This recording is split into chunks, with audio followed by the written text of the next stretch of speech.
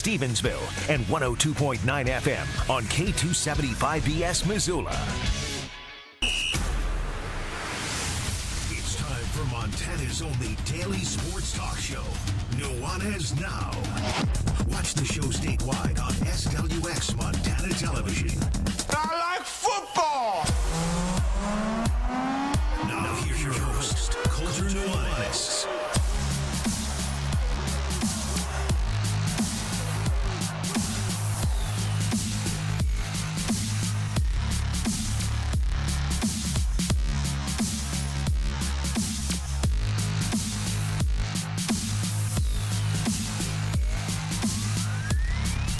Well, that game one lived up to the hype. What's up, everybody? Welcome in. Nuanez Now, 102.9 ESPN Radio, SWX Montana Television, and the ESPN MT app. Coulter Nuanez coming to you through the Grizzly Disposal studio here at the Missoula Broadcasting Company. Grizzly Disposal, locally owned, veteran-owned, the only Bears that should be in your garbage. Last night, an epic game one to start the Western Conference Finals. We'll start and end there here on Nuanez Now. We'll also have some fun interviews for you. We'll talk some of your listener questions. Keep those coming in. 406-888-1029. That's 888-1029. And let us know what you want us to talk about. But you sent in some good ones. We'll get to some of those here right off the top and on the top of the second hour as well.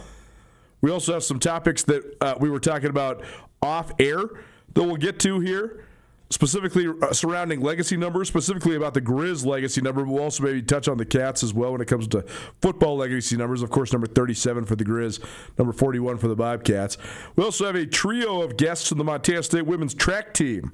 Caroline Hawks, Sydney Brewster, each have joined us a couple times before, but we'll also hear from Tilde Bureger. That's actually not how you say it. That's how she says it in American style English. But she also is from Sweden. So she gave me a lesson on how to say her name for like 3 minutes before we started the interview.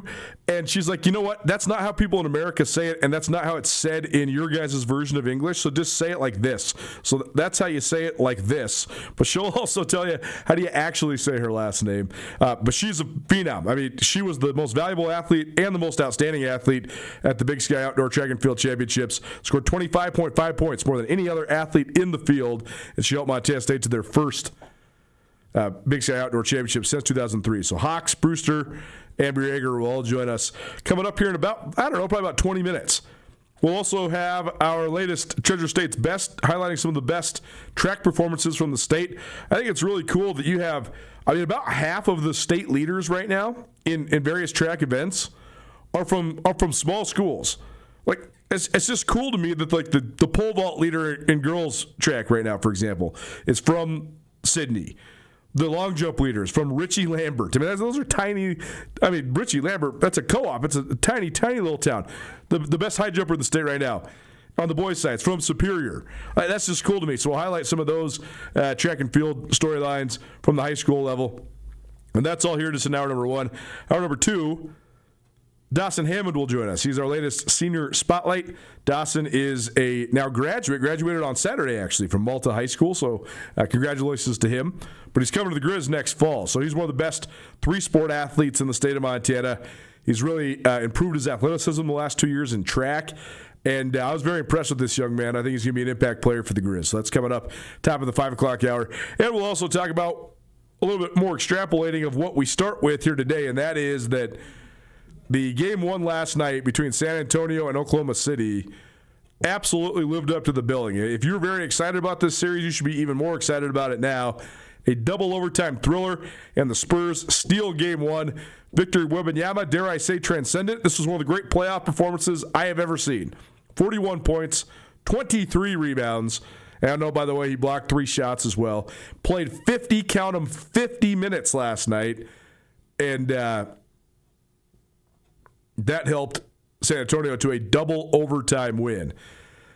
A highlight of Stephon Castle walking off the court. The other great San Antonio Spurs. The Spurs sort of have a big three right now with Wembanyama, Castle, and De'Aaron Fox. But Castle's right there. I mean, he is emerging as one of the best players in the NBA. But as he was walking off the court, he looked to the camera and he said, "I've never been so tired in my life. That's the most hard-fought game I ever played in. But things are easy when you got the best player in the world."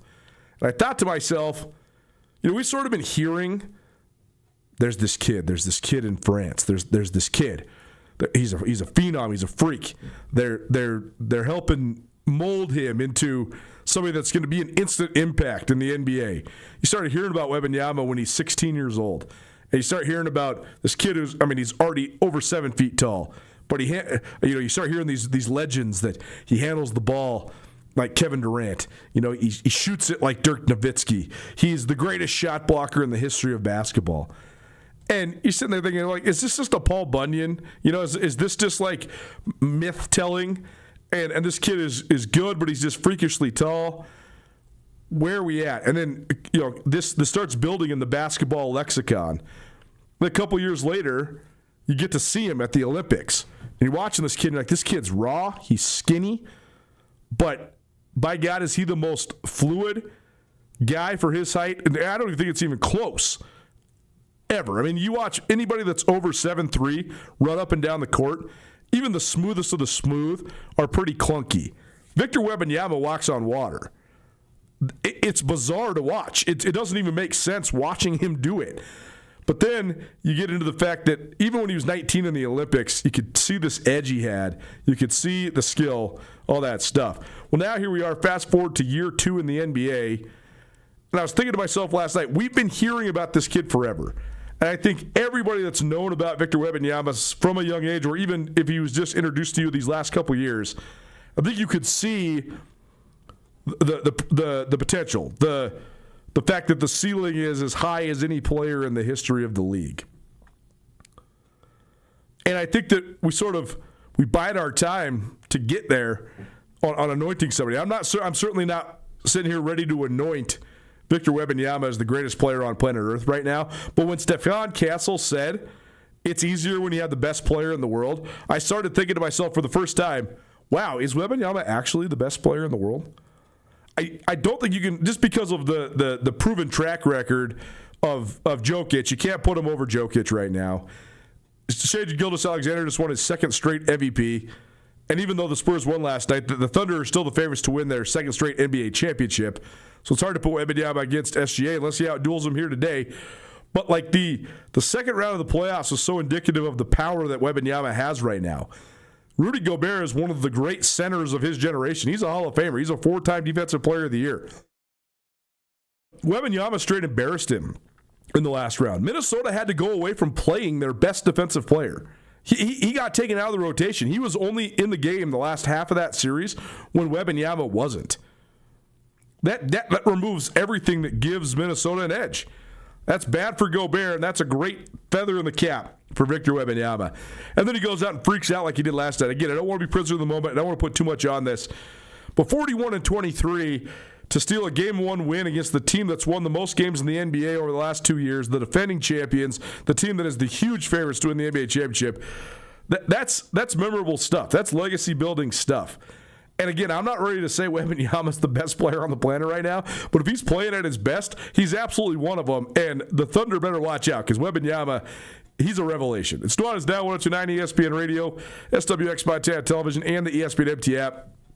Colter Nuanez coming to you through the Grizzly Disposal Studio here at the Missoula Broadcasting Company. Grizzly Disposal has construction roll-off boxes for your construction project. Don't wait days or even weeks. They can get them to you within 24 hours. Visit GrizzlyDisposal.com or call 406-541-7171. Grizzly Disposal. Locally owned, veteran-owned, and the only Bears that should be in your garbage. Sometimes Hayden and I get to talking, and then all of a sudden we look up at the monitor, oh, shoot, the show's on in 45 seconds. So the conversation ends just mid-conversation. But I'll finish the point I was making to you, Hayden, because I think it's an interesting talking point about Dawson Hammond, because we were talking about this interview that we have coming up with the Malta 3-sport star. We'll play that for you about 5 p.m. But Hayden was asking me, okay, what does he do? I said, well, he plays football. He's going to play football for the Grizz. He's also great in track. He was a really good basketball player.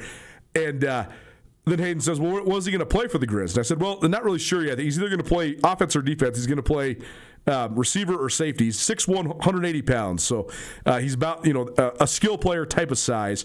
But he's got great speed. He ran 10.96 in the 100-meter dash earlier this year.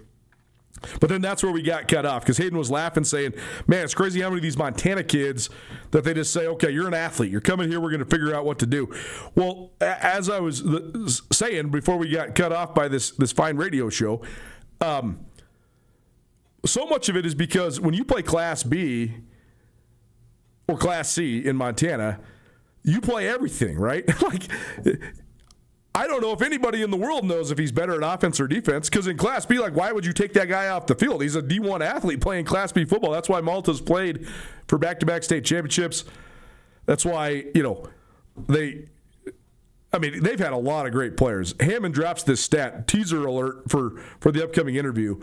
But 2 years ago when they won the Class B state championship, 9 of their 11 starters are either currently playing or going to play college football. 9 of their 11 defensive starters. That's pretty darn impressive. I mean, you got Blaine, and not all D1, but you got Blaine Downing down in at Montana State.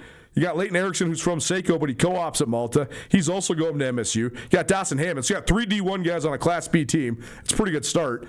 But then you also throw in, I think they have 6 other guys that went to Frontier Conference schools, which, I mean, the Frontier Conference teams in Montana are stacked because it all trickles downhill, right? A lot of these great athletes that would go FBS if they grew up somewhere else, they go to Montana or Montana State because that's the only place that recruits them. But then a lot of the guys that would be FCS-type guys other places, they fall through the cracks of the Frontier Conference because there's just not enough spots for everybody, and there's a lot of good football players in Montana. So that's all to say Malta's really good, but also that's one of the dynamics that exists, right? These guys that come in from B and C, they play everything. So the Cats and the Grizz recruit them as athletes, and then they just say, okay, whatever you sort of have a knack for early, then we'll just start developing you at that. But I think that's why they all have such high upsides because, they are sort of raw, but also have diversity on the football field. They can play all sorts of different positions. I think this kid's going to be really successful. I mean, he's a winner.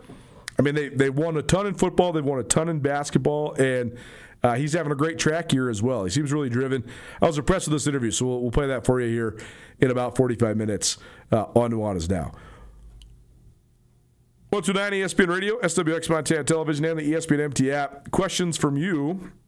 Well, somebody wanted me to do a mock NBA draft. I'm not quite prepared for that yet. I need to dive in a little bit more. But I do think this is a really interesting NBA draft because I think that there is quite a few really good players. Here's the deal.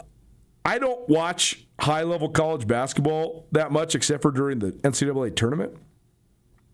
And so I often am a little bit blind or a little bit fuzzy going into the draft.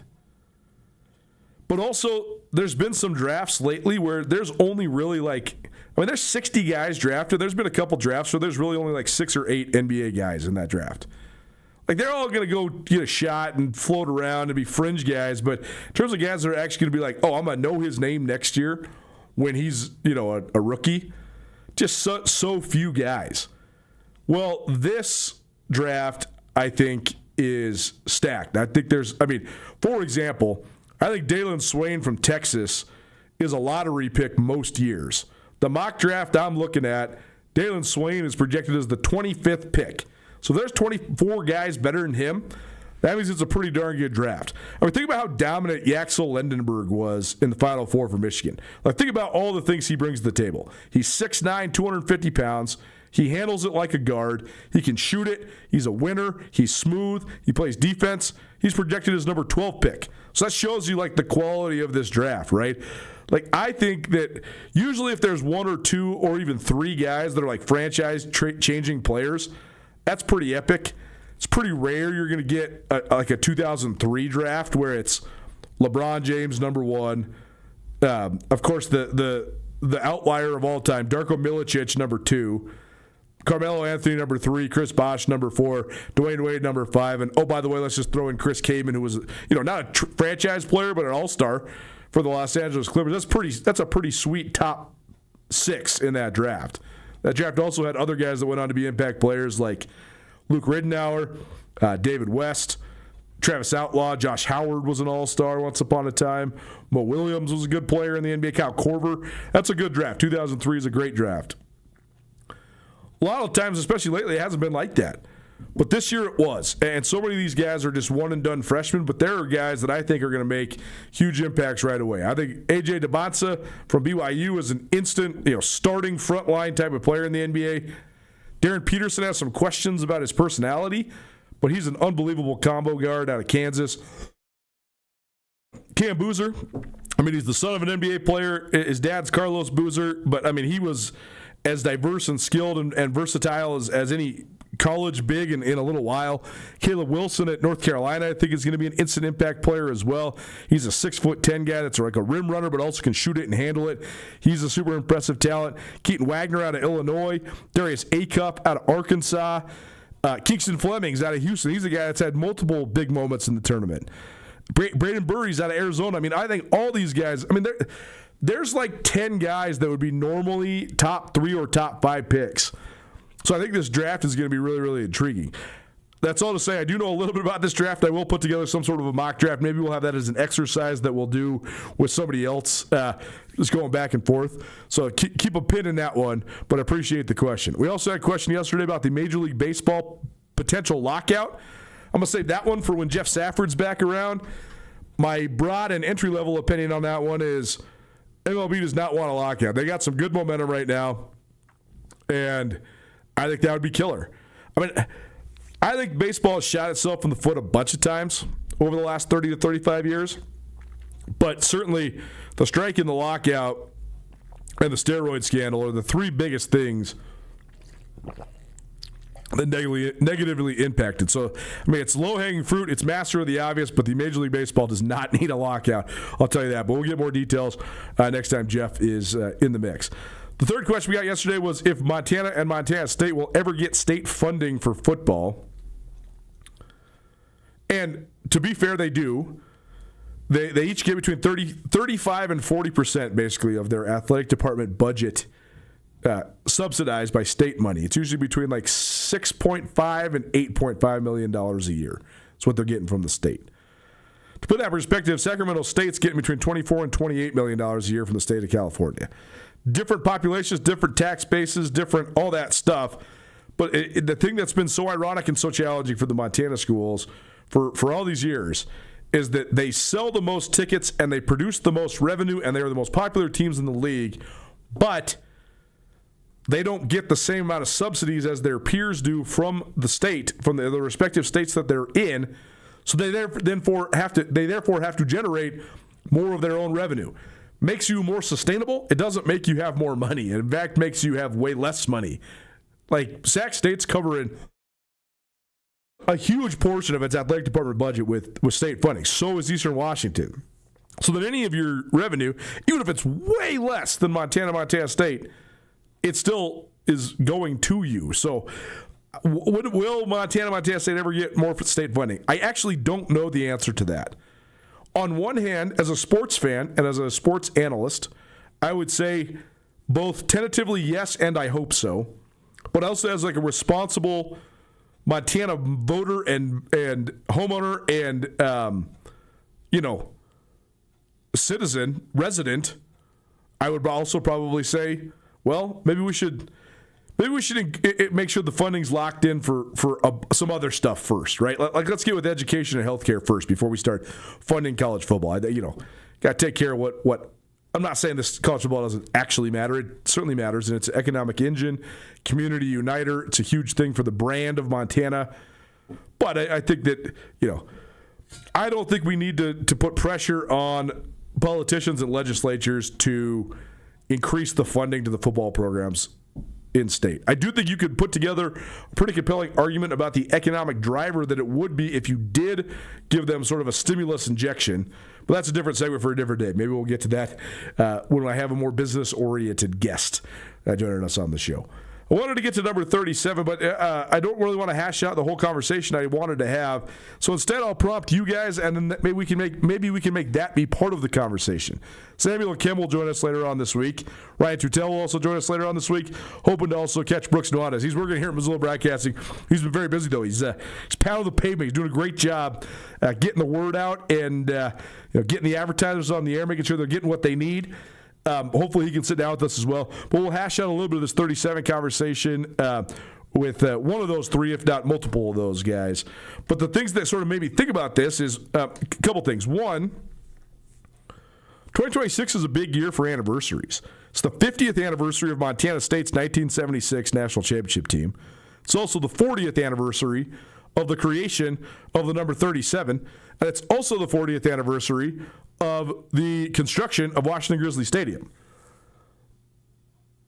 I mean, the latter had such a huge impact on this state, period. I mean, the rivalry, football, Missoula, the ferocity that surrounds Grizz fans. I mean, all of it's 40 years old now since this became like a pivotal part of our community. But then it got me thinking, I'm not making any promises yet, but I'm trying to gauge some interest. Since it is the 40th anniversary, I was thinking about doing a podcast series on the number 37s. And playing, some of that stuff on this show as well. Number 37 has been worn by 16 men, all from Montana. Clay Oven, who currently wears it, he's sort of a reversion to the past tradition. Forever, well, I guess for like the first, let's do the math real quick. The first 25 years, 37 was passed on to an up and comer, an underclassman, and those guys would wear the jersey for 2, 3, 4 years. Then the tradition sort of changed, and it was started getting passed on to the best veteran Montana player, who also, encompassed some of the values and whatever, hard work, toughness, all those ethos. But now it's gone back to Oven getting this thing as a sophomore, so he's going to wear it for 3 years. So if I was to do a number 37 podcast series / interview series here on Nuanez Now, would you be interested in that? 406-888-1029. Let us know if that's something that would be cool to you, and also let us know who you think the best 37 is. There's been 16 of them. I could rattle off the list if you want me to or you need me to, but in the name of time right now, I think probably if you're answering this question, you already know. But who's the most interesting and or best 37? And would you like a podcast series and or an interview series with all the 37s? Let me know. It'd be pretty fun. Well, it's down 1029 ESPN Radio. One text immediately hits the text line. Thank you, Mr. Peter. Actually got a great compliment. I can say Pete's full name on the show because not only does he advertise with us, but also he's a great friend of mine and also a contributor during the fall. But Pete, I got a great piece of feedback. I was pitching another client, and they were saying, "Man, you want to know what I love is when the guy from Vertical Rays comes on." And you guys do your high school player of the week. He's like, I just think that's so cool. So people are listening. Appreciate your contribution. Anyways, Pete, who played on the 2001 Grizz, he says best 37 of all time is Andy Pedic. To me, the two guys that are like the most deified 37s in my brain are Jason Crebo and Andy Pedic. Because that's when I was a little kid, right? In Missoula, when Crebo was wearing it in the mid-'90s and was on the 95 national championship team, I was 8 and 9 years old those years. And, Jason Crebo might as well have been Brian Urlacher, right? I mean, I thought he was if you were to ask 8 or 9-year-old me, who is the greatest linebacker on this earth, I would have been 37, Crebo, Grizz. So, elevated in my mind's eye and my young in my youthful memory. But then also Pedic, too. Pedic was right before, he was when I was in high school. And I actually got to be friends with Andy. He was still around Missoula post-college. I know he's had his trials and tribulations as a person, but Andy's a great dude, and I've always enjoyed spending time with him. And he also has that aura about him because he's so a different time, man. He's he's a bad MF. That's what we would call him back in the day. But proof in the pudding, right? He's the Grizz all-time leader and single season record holder in sacks. He's Defensive Player of the Year in the league. He's one of the great 37s in the history of Grizz football. All-American, all that sort of stuff. And then he went on and had a semi-pro boxing career. So he's got it in him. He's certainly a fighter. But man, if you were to ask me who I thought the two greatest 37s were, I would agree with Pete. I think I would say Crebo and Pedic. I think those two guys, which pretty cool. They're both from Helena, Montana as well. Helena well represented. 5 out of the 16 guys that have worn 37 are from Helena. And Jace Lewis is from Townsend, which is 30 miles away. So pretty good representation in Lewis and Clark County.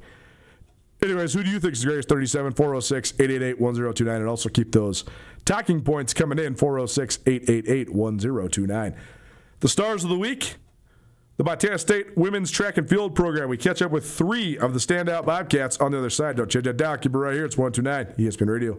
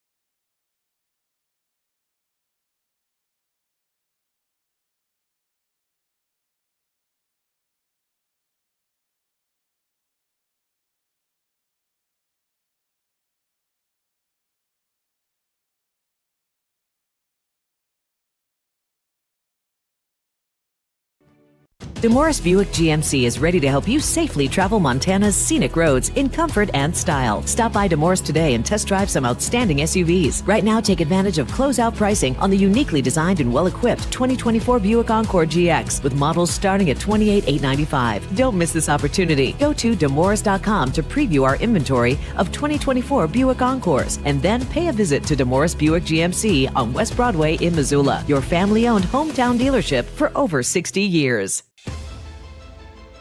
It's easy to see why Montana is the treasure state. At the University of Montana, we look inside. We see an old truth with fresh eyes, that Montana's greatest treasure is its people. So whatever tomorrow brings, we meet it the only way we know how, with a mind for making.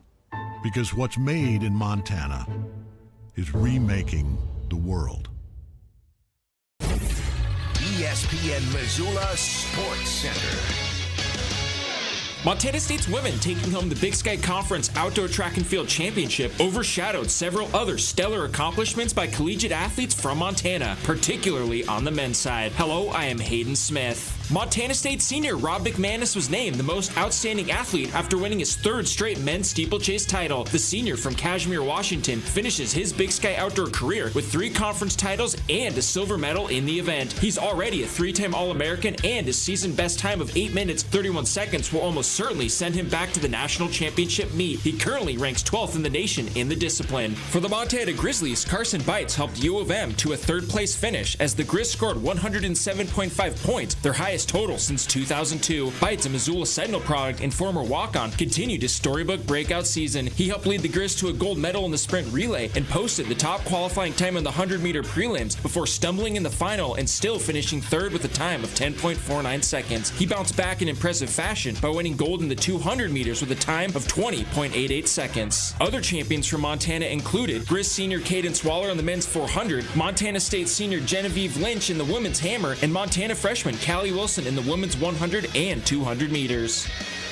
This ESPN Missoula Sports Center is presented by Canyon River Golf Club. This is Nuanez Now on 102.9 ESPN Radio Missoula.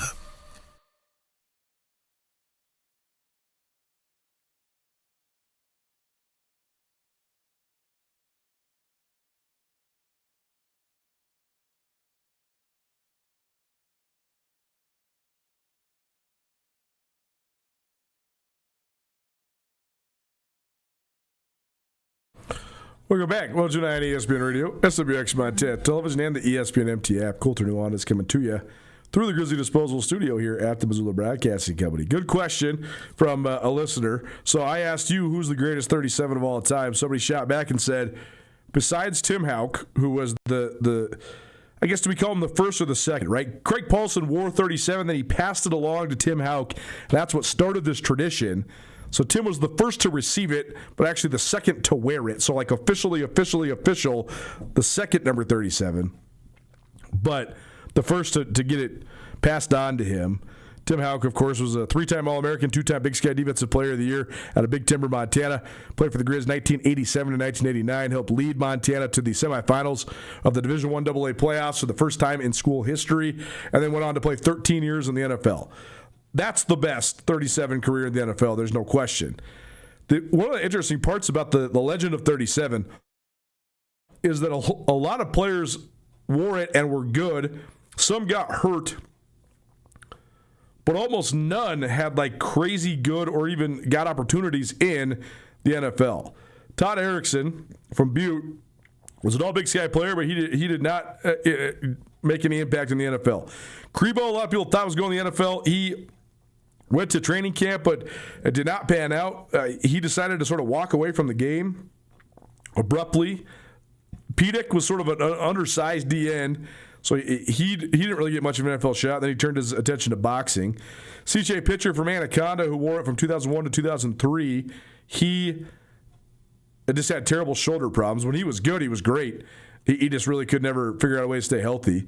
Warren Utterback from Fort Benton was a great player, but he was a dedicated student as well. He was like an academic All-American, and he was going to pharmacy school, and he just went and became a pharmacist right after that. Carson Bender from Deer Lodge, he had a heck of a time with injuries as well, blew his knee in horrific fashion against Weber State, and this was never the same after that. Ryan Featherston wore the jersey in 2011. He's from East Helena, and he's a tough SOB, and he's a really good player, but he'd be the first to tell you. He was a tweener as a defensive end. So the NFL is not really part of the equation. Jordan Tripp was drafted in the NFL, but he had an injury-riddled career, but he did play in the NFL for a handful of years. So he's probably the answer besides Tim Houck. Zach Wagaman, Jordan Tripp, by the way, from Missoula. Zach Wagaman from Missoula, he wore it just one season. Great player for the Grizz, one of the all-time leaders in sacks and tackles for loss. But he just had a cup of coffee with the Arizona Cardinals in the NFL. Caleb Kidder was a D-tackle turned defensive end from Helena. I don't know. If he would have stayed a D-tackle, I think he would have had a better shot. I actually think if he would have played offensive line coming out of high school, he would have had the best shot he could have had going to the NFL. He was a beast player, but he had a cup of coffee with the Minnesota Vikings, but that never panned out. Tucker Shai from Malta did not get much of an NFL sniff.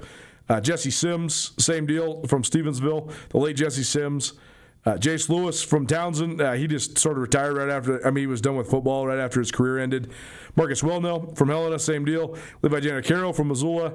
Trevor Gradney from Billings, and Clay Oven, who is the current wearer. But we're on a streak now of a whole collection of guys basically just calling her a career after their time had finished with the wearing the number 37.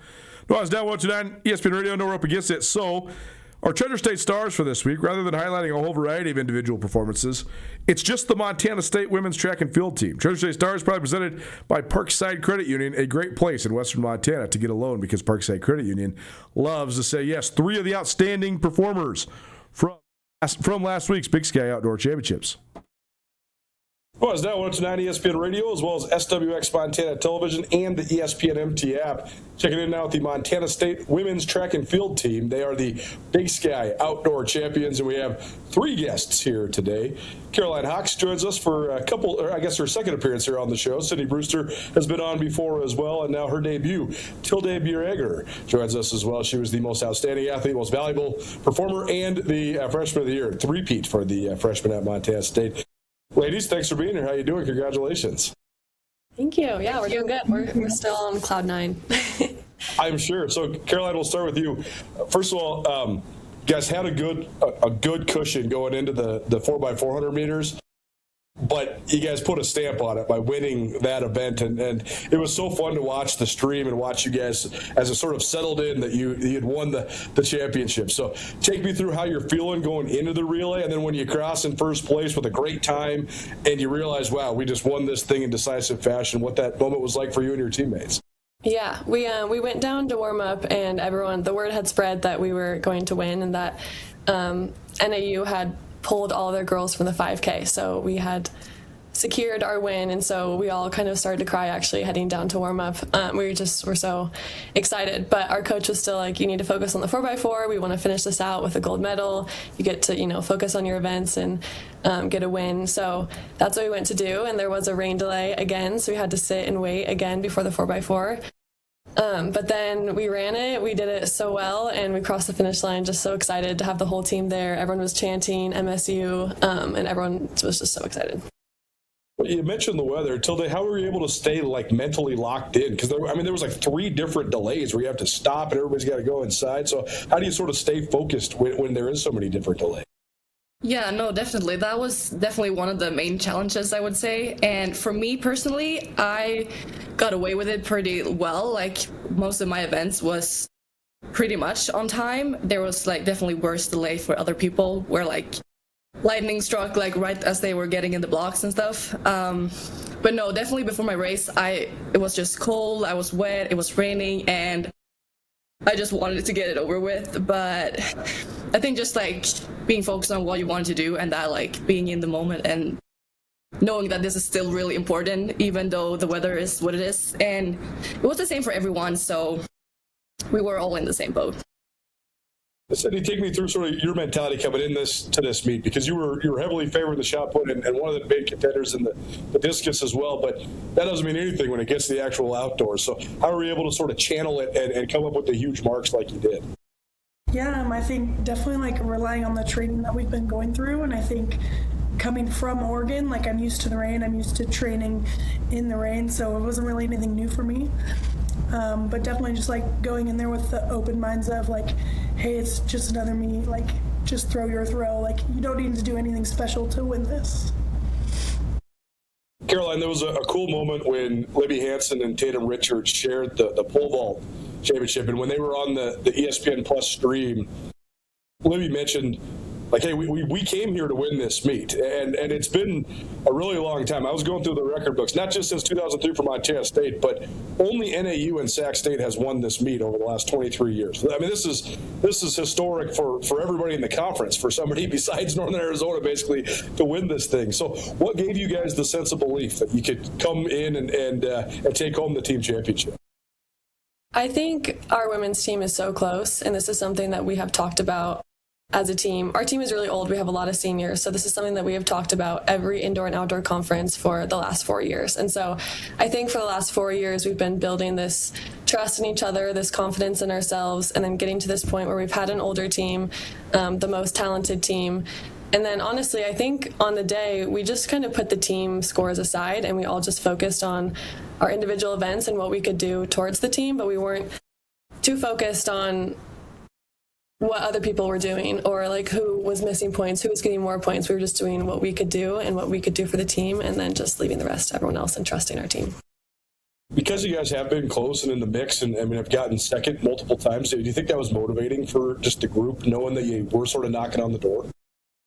Absolutely. Yeah, we've been second for every single year I've been here. So indoor and outdoor for the last 4 years, that's 8 conference meets that we've been, or 7 that we've been second for. So I think every year we've felt like we could do it. And every year we've gotten a little bit closer. And this just definitely was the year where we had the people to make it work. We had the points, the confidence. So. Montana State outdoor track and field champions on the women's side. A trio of these standouts joining us here now on Nuanez Now. Cindy, you were, all your events were in the books before the team title was sort of decided. So do you sort of just turn into a fan at that point? Or just take me through sort of your perspective on watching some of the running events and watching your teammates have such excellent performances? Absolutely. I mean, as you can tell, my voice is pretty gone. So I think knowing, I love it. When I heard that we had basically won the meet because NAU was pulling out of the 5K, it was just complete cheerleader zone, like 4x4 absolutely screaming our heads off on the rail next to the track. So I think it's like super surreal, like knowing that we have secured this one and knowing that I can just be the biggest cheerleader out there for everybody else who's still competing. The other great photo I thought was the photo, Tilde, of you and Juliana Gandolfi after the 400-meter hurdles. Her face when she saw your time was amazing. I mean, she's like, really? What? That's really what the time was? So just take me through your race, though. I mean, you shattered the record and you won the race by multiple seconds. So how were you able to put it together in such fine fashion?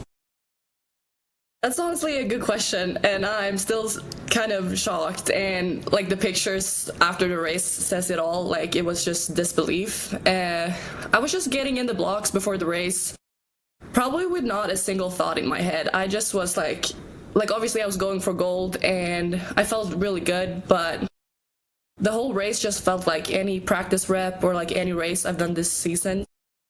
It was like definitely really smooth and clean, and I crossed the finish line and knowing that it was a good race. But then seeing the time, it was honestly just unreal. Like I had to like check in with Julia, my teammate, to just like confirm that she was seeing what I was seeing, that like that is the actual time that we are both seeing, 55:84. And yeah, it was honestly just so much joy at that point. It was such a relief. Based on your training leading up to it, did you feel like you had that time in you, or did you feel like you could go low? I felt like I could do something like that, like mainly depending on my like 400 open time that I ran 2 weeks ago. That was that showed that I could run a faster 400 hurdle time, but I did not think that I was going to do it like on such a rainy day that day. No, definitely not. I did not think that. How do you manage just the load that you had? I mean, you're running on relay, you're doing high jump, you're doing multiple hurdles races. How do you sort of physically and mentally prepare to handle that much, exertion during a weekend? Yeah, so I really went in to the weekend knowing that this is going to be a long, tough weekend, and I'm really going to have to do a good like recovery in between events, fuel well, sleep well, hydrate well, all that. And I think I managed to do that pretty good, and then I definitely was tired, but somehow I still felt really good, probably because I was really excited to run and to just do it as a team effort, and I think that honestly was what made me go through it. Caroline, we'll get to some of your outstanding marks as well, but what did you think of Tilde's performance, because it's pretty cool to watch a freshman do this and score 25 points in a conference championship. Yeah, we were watching their race before warming up for the 200, and when she crossed the line and we saw the time, there was like 8 of us going to warm up, and we were just shook. We were so surprised. Not that we didn't think that she could do it, but just to see that time on that track with the load of the weekend it was so amazing, and she won by so much. It was like 30 meters. And so just to see her do that and get a time that could get her to nationals and kind of put Montana State on the board was really exciting. Well, and take me through your Saturday, because I thought, I said this on the show leading up to it, I thought if I was giving you like the 10 races to watch, I thought the women's 400 was certainly going to be one of the races to watch because of all the great athletes, especially from Montana too, right? I mean, you guys have several, the Grizz have several as well. So just tell me about just sort of your mindset going into that specific race, and what did it mean to you to come out on top of the championship? Yeah. I was really nervous going in. I knew that I wanted to get my points for the team, and there were a couple of Grizz girls that have had some good times leading up to the weekend. And so I was just going in to compete, and I think that's kind of when I enter my flow state, and when I'm not trying to get a time, I'm just going out there to compete and to win, and that's kind of when I do the best. So I just was running for the team. I feel like I was just so excited to run. I was nervous, but it was really exciting to get a gold, and after indoor too. So yeah, it was really fun. Well, certainly fun to watch, no doubt. Montana State Women's Track and Field, the Big Sky Outdoor Champions for the first time since 2003, and the first team other than NAU and Sac State to win the title in those 23 years. A trio of standouts joining us here on 102.9 ESPN Radio, as well as SWX Montana Television and the ESPN MT app. Sydney, your discus winning throw came on your last throw, right? I think it was my 5th attempt, but yeah. 5th attempt, okay. But, I mean, were you feeling like you needed to uncork one? And just to sort of take me through that sequence, knowing that you sort of needed a big one to get on top of the podium. Yeah, I mean, absolutely. I mean, I was not even set to go into finals coming into my 3rd throw. Like, I think I was going in 12th, and I think knowing that I've been put in that position before, like I've put myself with 2 scratches on in a big meet and like having to hit that 3rd throw to make finals. So I think that was just something that I'm used to, and I was able to hone in and put one out there on my 3rd throw, and then knowing that I could build off that. Hitting that big throw on my 5th one, it meant a lot because I definitely had some nerves about not being able to put up my points for the team. But then securing that was super nice, and then of course we hit lightning delay before my last throw, so that wasn't the best timing, but then we came back out and I scratched my 6th throw, but I mean, it didn't matter because the 5th one was far enough, so that was super exciting. Well, and how about your record-breaking shot put throw? I know that was sort of in the mix coming into this meet, but you were able to get it done and broke an all-time record. So what did it mean to you to throw that, and what went into sort of breaking that mark? Yeah, I mean, absolutely. I think the energy that was there between Emma and Maggie and just creating the energy around shot put, I mean, I definitely had a very large cheer section just because I'm from there and we don't live far, and that was super helpful, super exciting. Like, I know a lot of people don't see shot put as like, oh my gosh, this event is so cool, like, and so it's super nice to be able to have that energy there and be able to build off that between throws, and having Emma there with me to do it, and Maggie, and just everybody putting up points for the team. Well, I think shot put's cool. I love the shot put. I love watching you throw. And all of the different throwers in the Big Sky, for sure. What did you think of Easton Hadelberg? Because he also came up big and sort of stamped his outstanding sophomore year, indoor champion and outdoor champion. So what did you think of just his performance? That was an absolutely insane throw, and that's definitely something he's been building towards. Like, we've seen it in practices, we've seen it in meets, he just hasn't been able to save them. So I think that was very well deserved, and it's been months coming and building on that throw, so that's super cool that he was able to pull that off at conference. Well, also a cool tie that the last time Montana State won this championship, Jen Allen was an outstanding thrower for the Bobcats, and now here she is, throws coach for MSU. So obviously I'm sure this means a ton to her as well, but how much do you think she's just influenced you? I mean, the throws were so good. You guys scored so many points. Genevieve Lynch winning the hammer throw as well. So how much do you think Jen Allen has helped sort of influence you guys and help lead to this success?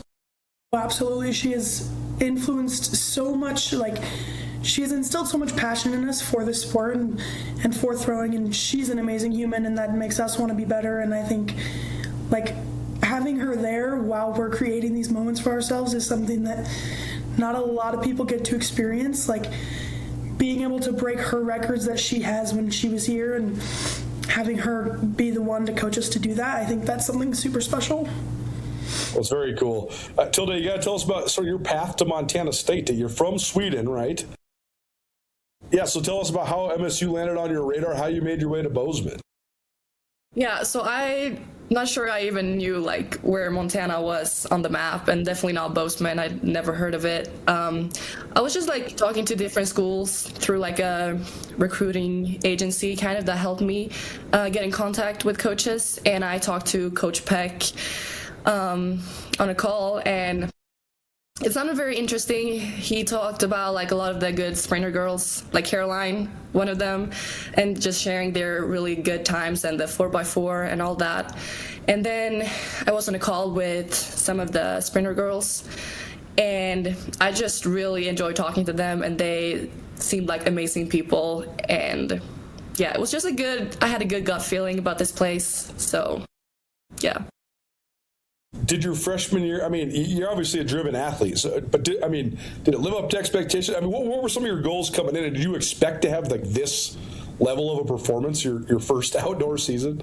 No, definitely not. This is so beyond any expectations I could ever have. Like, I did have high expectations because I wanted this year to be really good, and I expected to perform well, but it's also so much new coach, new training, new part of the world. Like, I was expecting to maybe have a year where I needed to just get used to this kind of training, but I feel like I just fit right into the training and to the team, and I felt so welcome, and it's only just been such a great year, and I feel like everything's worked so well for me. So I'm truly so happy that I committed to Montana State. Well, very cool, and I'm sure the Bobcats very happy to have you as well. Caroline, take us through to sort of the build of the program, because I mean, you guys, like you said, you've been right here, you've been competitive, knocking on the door. But what do you think have been the factors that have sort of gone into making this awesome team, like you guys always talk about, and rooting each other on and sort of spurring each other on? What has gone into that, and how are you guys been able to build this awesome program? Yeah, I think track is interesting because it's co-ed, so you have men and women, but then also we're all in one team, but we have all different events. So, realistically, we're not spending much time with the throwers during practices. But I think everyone in different event groups on the women's team has made an effort to be intentional about knowing each other's times and goals and when they're competing and talking about winning championships and being there for each other outside of practices. And I think that's really contributed to the team environment and made it possible for us to be this, I think, talented and driven and able to win a championship like this. It also seems to be a sense of belief that there's a lot out there for Montana State. I mean, to me, I think the ceiling in track and field is as high as any sport that exists right now in the state of Montana. Do you guys see that? Yeah. I think trackflation is a real thing, and I think fortunately our team is contributing to it too. I think this is the most talented team that Montana State has ever had, and I think we've proven that through winning the championship, and it's been really exciting to have that. And I think every year we've gotten better. We've been able to get better recruits, and it's just continued to contribute to the team environment and to the performances.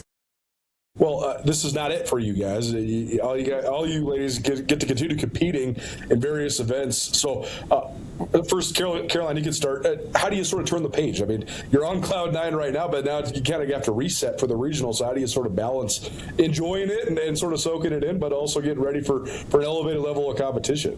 Yeah, this year feels different for me because I'm a senior. So I think this weekend was really bittersweet because I was wrapping up the final moments with the entire team, and that's really my favorite part of track is having that whole team environment. So it definitely moves on in this next 2 weeks to more emphasis on individual performances. And so I'm really excited to be able to run the 400 and compete against some of the best in the nation and in the West, and hopefully finish out my track career on a high and get some more PRs, some more school records, and hopefully qualify for more levels.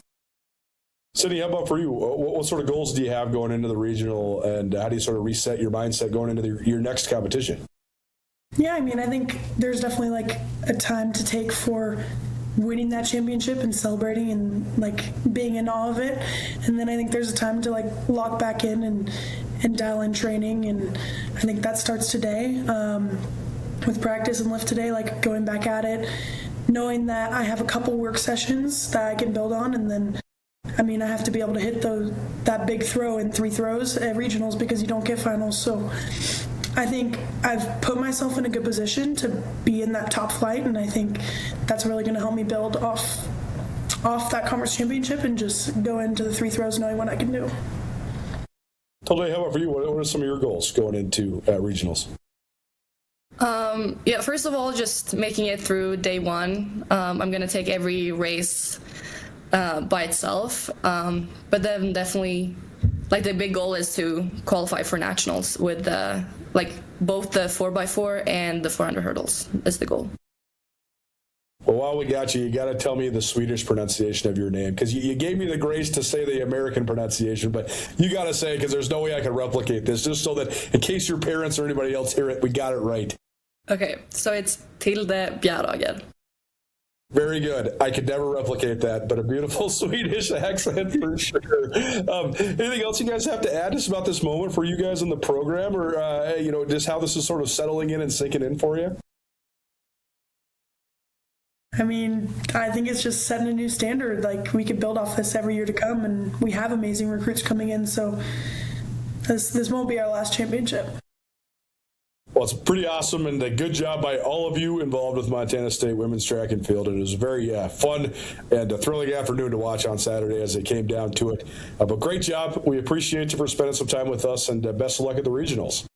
Thank you. Thank you so much. Appreciate it. Thanks. Thank you.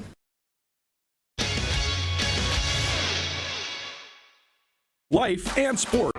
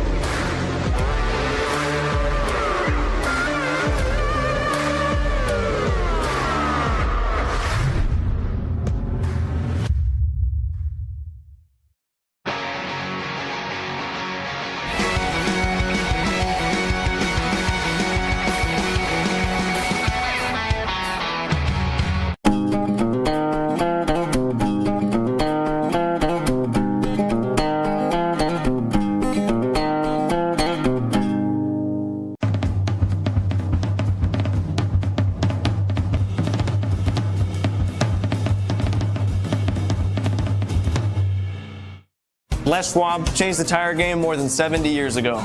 Today, we still believe you should get more from less. Like more hustle, less hassle. More of the best service around, less of the runaround. Because we include America's best tire warranty in every tire we sell. So you get more unbeatable warranty, less charging you extra. It's why we're more than proud to say, you get more from less.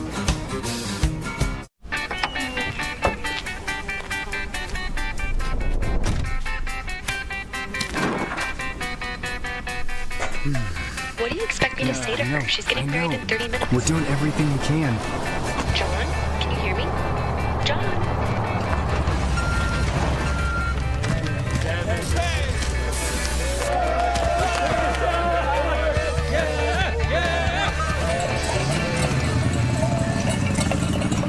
Mountain Town Vacation Rental Management, your local partner for vacation rental success. We provide a fully customized hosting experience tailored to your needs and goals. Your home is listed on every major site, helping you maximize visibility and bookings. And our local team is available 24/7 to handle guest needs and booking inquiries. Let us take the stress out of managing your vacation home. Contact us today at mountaintownvrm.com or give us a call at 406-369-3080.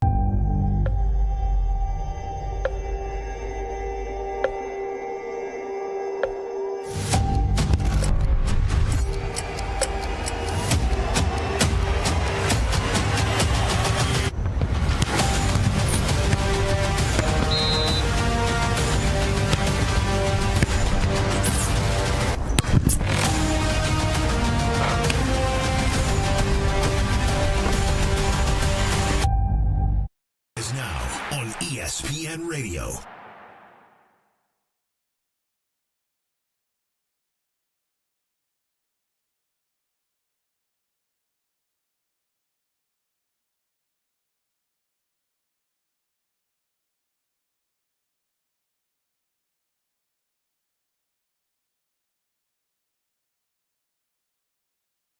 Welcome back. 109 ESPN Radio, SWX Montana Television, and the ESPN MT app. Colter Nuanez coming to you through the Grizzly Disposal Studio here at the Missoula Broadcasting Company. Grizzly Disposal, locally owned, veteran owned, the only Bears that should be in your garbage. We're up against it. If Tommy Evans was still producing the show, I know he'd be mad at me right now, but I'm certain he's sleeping because he's been hosting on the Morning Trail, which is awesome to listen to him doing the morning show. Mike Smith is on a little trip abroad, so hopefully he's having fun too. The Trail 103.3, our sister station here at ESPN Radio. And Tommy's got a brand new baby, so doing the morning show with the brand new baby, I think I hope he's napping. Because we're up against it, I was going to do some of the top track and field marks from the high school ranks from the state of Montana, but we'll save that for maybe later today or maybe even tomorrow. But we're right now. It's a Tuesday, it means it's a Tag Tuesday. We got $25 gift card for you, 2 Taglieri Delicatessen, 2 locations in the city of Missoula. One's on the corner of Beckwith and Higgins, the other down in the Sawmill District on Wyoming Street. You want $25 to Tag. Hit us up, Tag Tuesday, every Tuesday here on Nuanez Now, 406-888-1029. Let us know what you want us to talk about, and you'll get entered in to win some sandwiches from Taglieri Deli, 406-888-1029. Text us right now if you want to get entered in to win here on Tag Tuesday. Hour 1 the books, hour 2 coming at you. Dawson Hammond, Malta, Montana, our latest senior spotlight. We'll also talk some NBA. Victor Wembanyama, his transcendent performance last night, and what do we expect out of the Eastern Conference Finals as well. That's next. Don't change that dial. Hour 2 coming your way. Nuanez Now, 1029 ESPN Radio.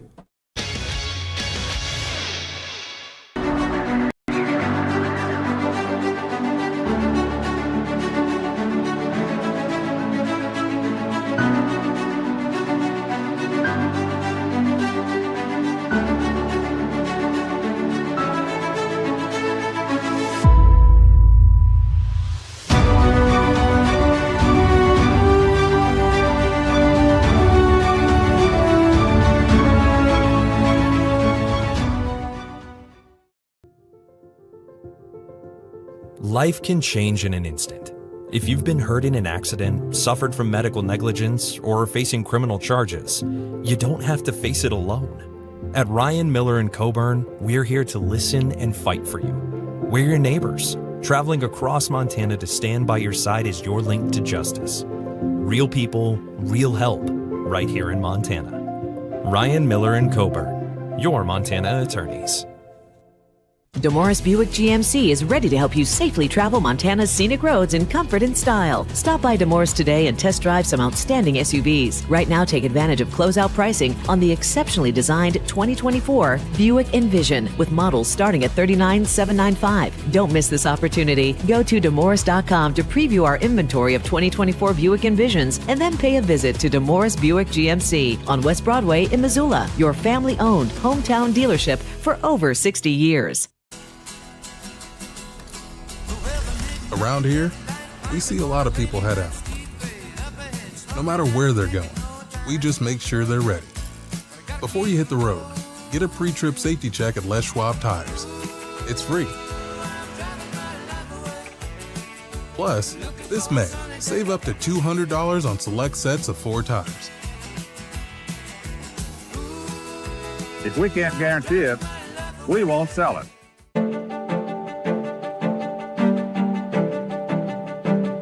Life's about the journey, not the destination, right? Why can't it be about both?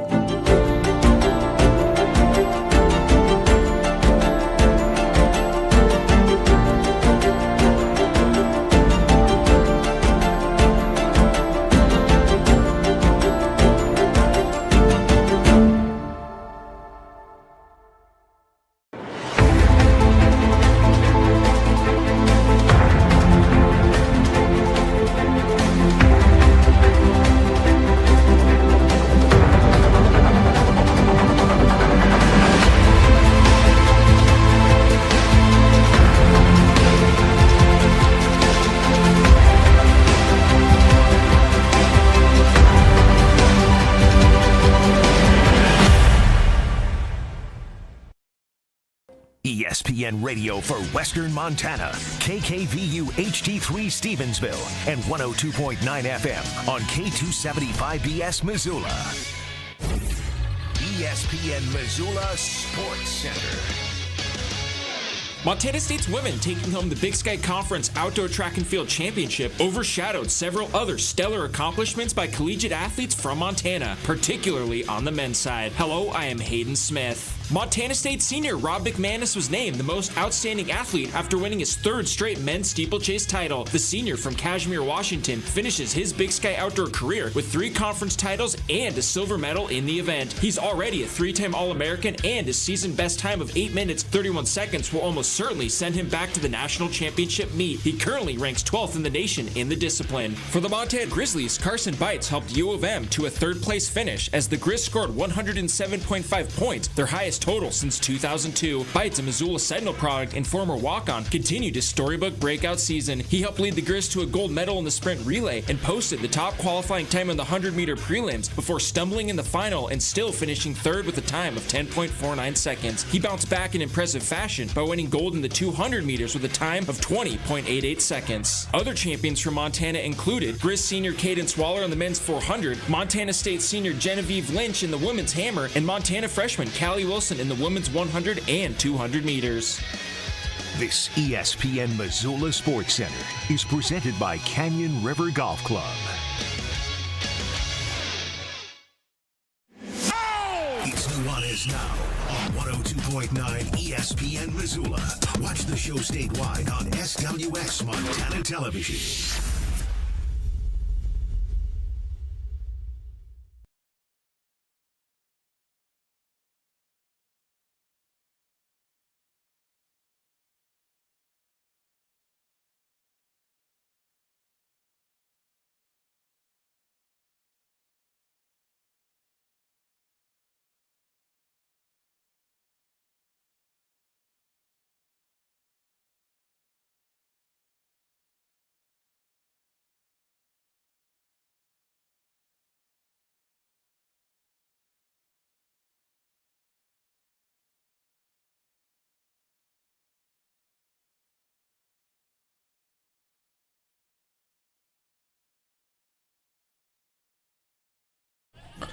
I bet you didn't know that this song, Last Night in the Pips, Midnight Train to Georgia, 1973, number one song in the country for about 8 weeks.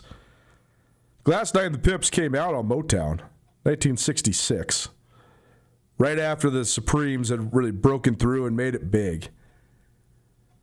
But that was actually her first single for Buddha Records. Imagine having Gladys Knight on your roster at Motown if you're Berry Gordy for 7 years. And I think she sold like 10 million records for Motown and had great, success. Heard it through the grapevine. I mean, she had, I think, 3 multi-platinum albums for Motown. But then the first single she drops when she leaves you, it's one of the most iconic songs in the history of R&B music. That would be a hard pill to swallow, but also one of my favorite tracks, and it will always remind me of the early days of my time here at ESPN Radio. Love doing the show with Ryan Tutel for the several years we got a chance to do it, and we used to have pre-recorded bumper music. This is, we've become a lot more sophisticated, even if it's not as, I don't know. Hey, I love doing the show with Ryan, but we used to have pre-recorded bumper music, which was awesome. And I shouldn't say that was unsophisticated. It was perfectly fine. Now we just have the ability to sort of DJ digitally, regardless of how we DJ, though. One of the most tried and true, faithful staple songs of the rejoins for this show is that show. So it always remind me of yesteryear, and I love listening to Gladys Knight sing, man. Gladys Knight and the Pips, they're underrated. Certainly worth their weight and worth their reputation. So I was now 102.9 ESPN Radio, SWX Montana Television, and the ESPN MT app. I'm Colter Nuanez, coming to you through the ESPN MT studio. Probably presented by Grizzly Disposal. Grizzly Disposal, locally owned, veteran-owned, and the only bears that should be in your garbage. Grizzly Disposal has one bin recycling that can pick it up at your house, your plastics, your cardboards, your cans, twice a month. You want to make the switch or add the service or both, visit grizzlydisposal.com or call 406-541-7171. Best thing in the show, you can always find it on the Nuanez Now podcast, which is available on all your various podcast hosting platforms. Please rate, review, subscribe, and appreciate you for hanging with us no matter how you are tuning into the show. We talk some NBA, but first, I've always found, there's a certain romanticism, but also just a certain just pure lovability of small towns in general, but for me, particularly small towns in certain parts of the world. My parents lived in small town Nevada, I guess small town Oregon and small town Nevada for almost all of the 1980s. The duration of their first 13 years married, they were moving all over the place, but small little towns. So that's probably where I get it from. But I love small town Montana. I love going around to small town Montana. Like when I was at the Bozeman Chronicle, when I was a sports editor, when we'd be doling out Friday night football assignments, I would almost always, I would tell the guys, hey, you want to cover the Bozeman Hawks? You want to cover the Belgrade Panthers? Like, you think those are the bigger, quote-unquote, games because they're the bigger schools? So you guys go for it. I'm going to go to Livingston or I'm going to drive to Ennis. Ennis, you roll in there, man, they got the chili ready for you. They got your seat up in the press box all ready for you. Everybody's happy to see you. I just love that stuff, man. It's so fun. They're always so appreciative of us being there. That's all to say, part of the allure of small-town Montana has been certainly driven forward and accentuated by the fact that there's been so many of these great athletes that come out of these tiny little towns. And it's just so fun to think about how much these tiny little towns love these athletes, especially when they go on to state championship level success in high school, and then when they go on to have college level success, especially if they go to the Division I ranks. Malta has been one of the most prolific producers of great athletes all over the years. Back when I was in school at the University of Montana, Lance Spencer was a great player out of Malta. Tucker Shy was an awesome player for the Grizz. He wore number 37 in 2017. He was a linebacker that moved to D-end. That was a really good player for the Grizz. The Lady Grizz have had endless, it seems like, gals from Malta. Everybody from Greta Koss to Julianne and Cheryl Keller to Sophia Stiles. I think there's been like 8 lettermen from Malta that have played for the Lady Grizz. So there's been a pipeline specifically to Missoula, but there's been some great ones, especially lately, from up on the High Line that have gone to Montana State as well. Blake Downing, I think, is going to be a good player for the Montana State defensive line. Leighton Erickson was on this show a couple weeks ago. He's from Saco, actually, but he plays high school football in Malta as part of their co-op. So, and he's on his way to Montana State as well. It's just pretty cool to think about a town the size of Malta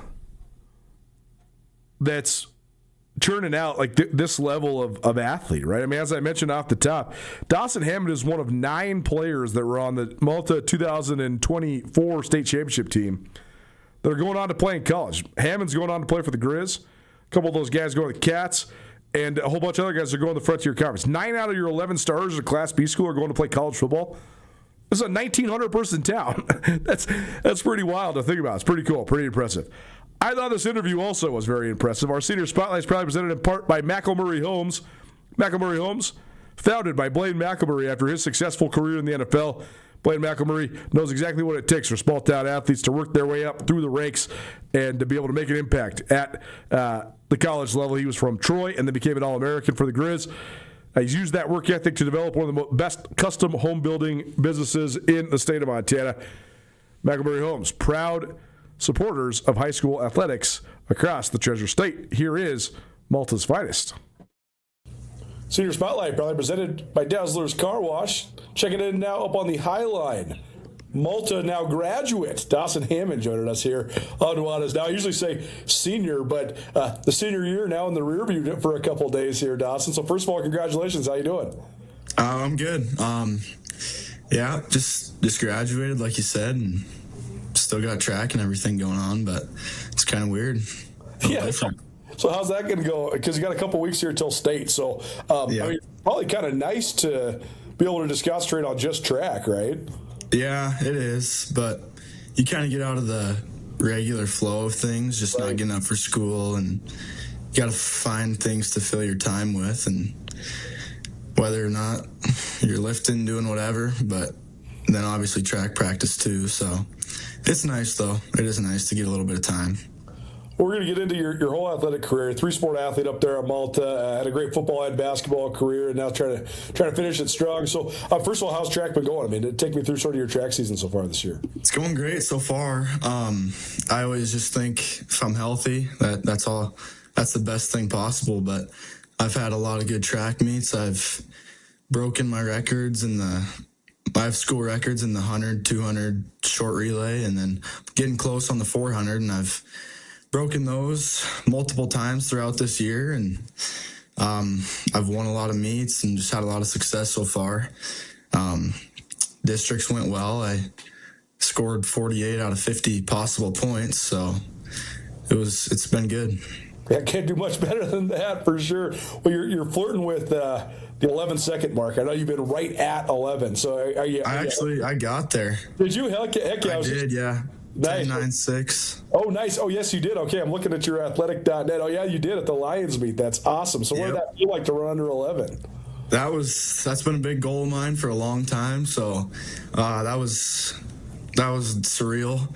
And then I finally got under 22 in the 200, and now I'm trying to get under 50 in the 400. So it's kind of crazy how senior year these goals kind of start falling, like a bunch of different things just kind of falls into place. But yeah, it was definitely cool to get under 11.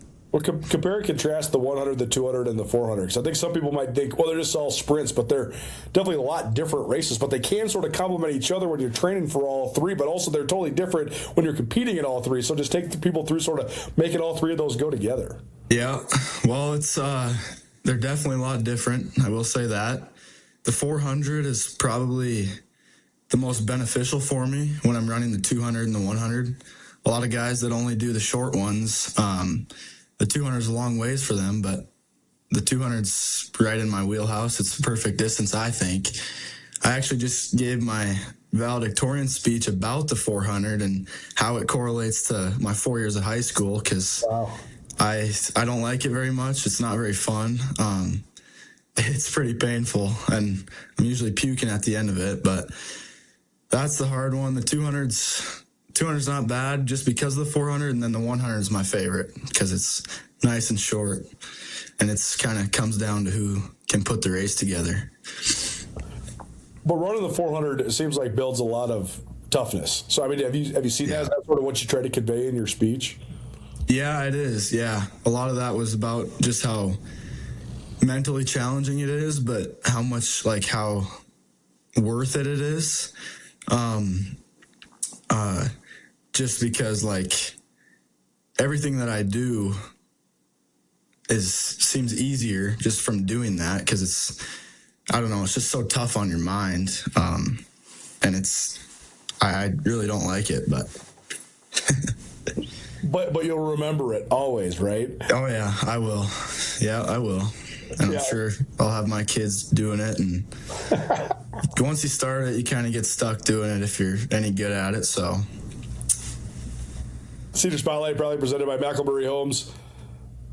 Dawson Hammond, Malta High School, joining us here on Nuanez Now, 102.9 ESPN Radio, as well as SWX Montana Television and the ESPN MT app. So what keeps you motivated in track, knowing that your future is in football? Well, my family kind of runs like you do everything, you do your best in everything, no matter what. Track is I think track is what helped me to be able to play college football.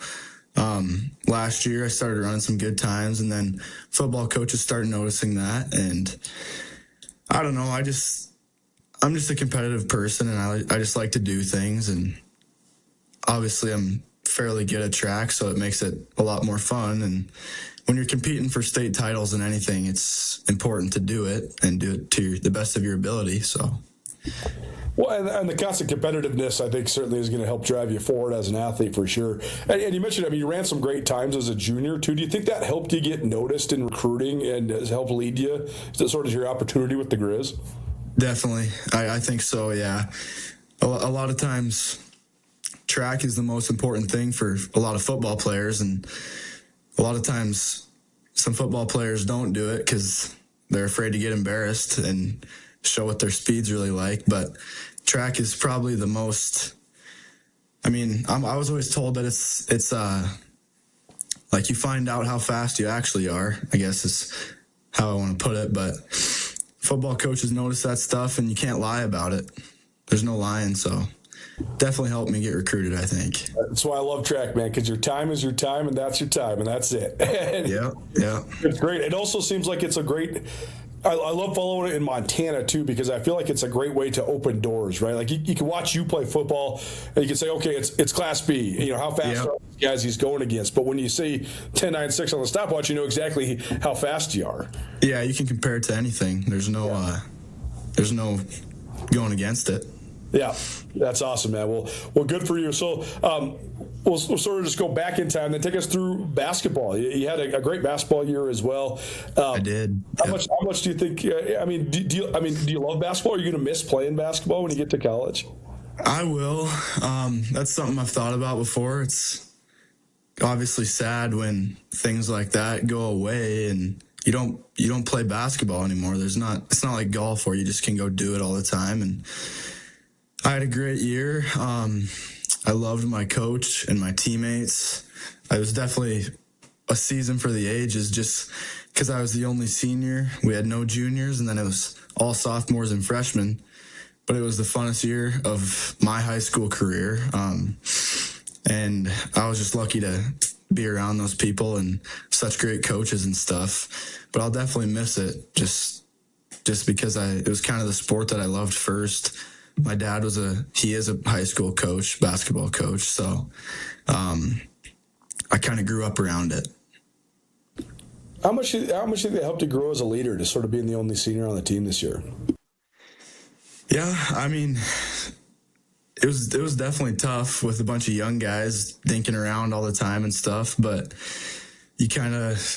leadership roles kind of fill themselves, and I filled that role, and we had a great year in basketball. We did really good. We only had one loss in the regular season, and then unfortunately lost a challenge game to go to state, but I definitely grew as a leader, just learning different things, trying to help those young guys out.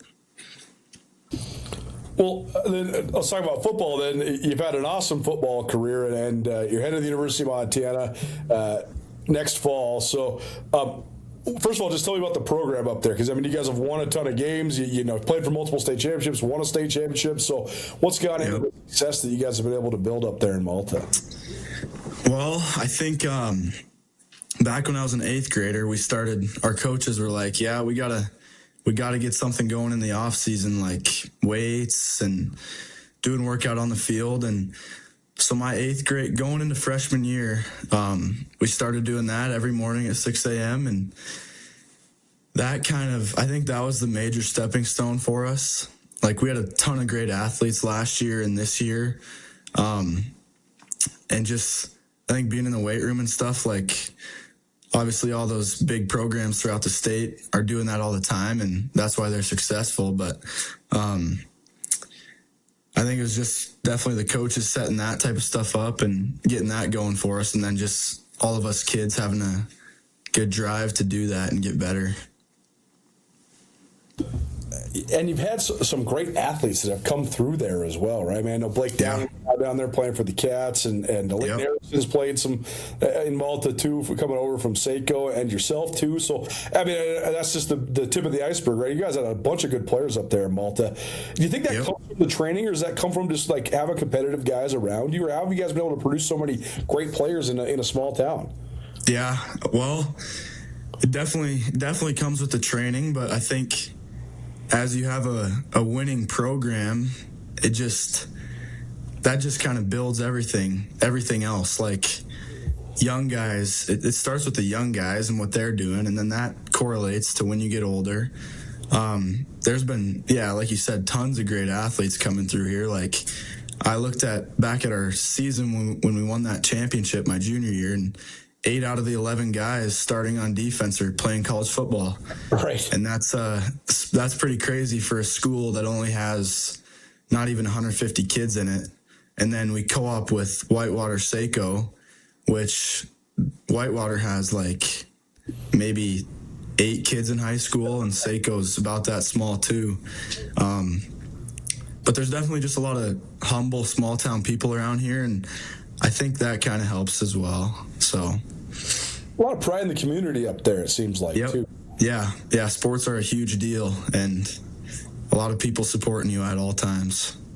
Well, there's been a pipeline of great athletes that have come from Malta, especially in girls basketball, women's basketball. There's been, probably 10 girls that have come to Montana for the Lady Grizz. Yeah. So is that something you were aware of growing up? Oh, yeah. Well, so my dad was the girls basketball coach. Okay. So he coached. I don't know if you remember Sophie Stiles. She played for the Grizz. Yeah. So when I was just a little kid, I was in the gym every day with those guys at practice and everything. They played in 4 straight state championships and they won 2 of them. And that kind of, like, that just inspired me. Like, I wanted that so bad, what they had. Just being around those guys all the time was like, yeah, this is something that's attainable and something that I would love more than anything. And then to be able to win one too and play in a couple is awesome. But yeah, there's a pipeline with a lot of great athletes coming out of Malta. Dawson Heyman joining us from Malta. He is a incoming freshman for the Grizz football team next fall, but this is part of our senior spotlight, probably presented in part by Dazzler's Car Wash. So what do you think about your opportunity now with the Grizz? First of all, let's take us through your recruiting. When did they first sort of land on your radar, and then what sort of led you to want to sign with Montana? Well,